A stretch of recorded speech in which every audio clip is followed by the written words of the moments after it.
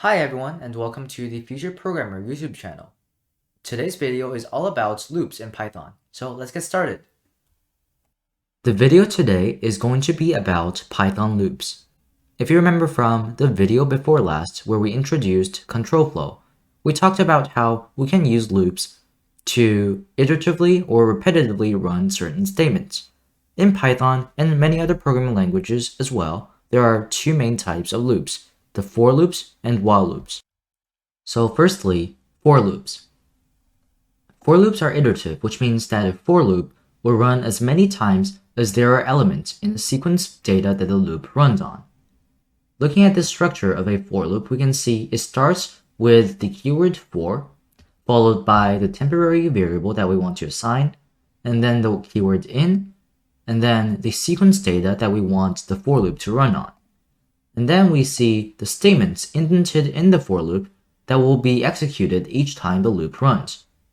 The sequence data can be of any sequence data type. A sequence data type is a list of values stored in an organized fashion. So far, we have only talked about strings.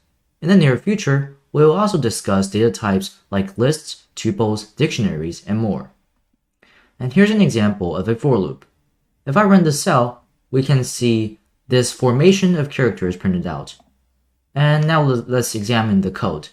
For each character in the string Python is awesome, it's going to print out 10 times of 2 equal signs plus the character plus another 2 equal signs. And as you can see, this is the first time that the loop runs, the second time, the third time, and so on. And now let's talk about the range data type in Python. The range function returns a sequence of numbers by default starting from 0 and increments by 0 by default. And it will stop before a specified number. None of these numbers actually need to be positive, and you can pass in negative numbers if you so desire. Range data types are very frequently used within for loops, especially when you want to specify a certain number of iterations. Looking at this example, if I run the cell, you can see 0 through 4 printed out.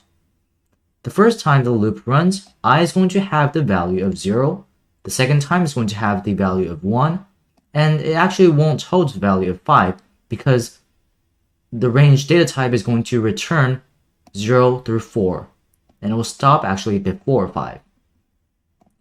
And you can do other stuff with the range function as well, for example, printing out hello for 3 times.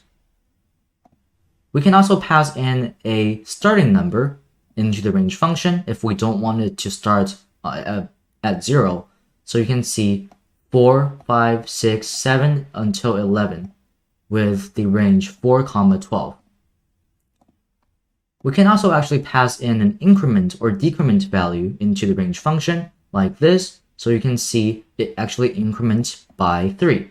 If you want it to decrement, you can simply pass in a negative number instead of a positive number right here.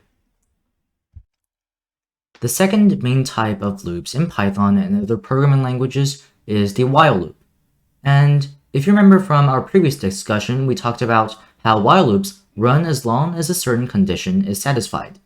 We can think about while loops as while something is true, the program will do a certain thing. And here's an example.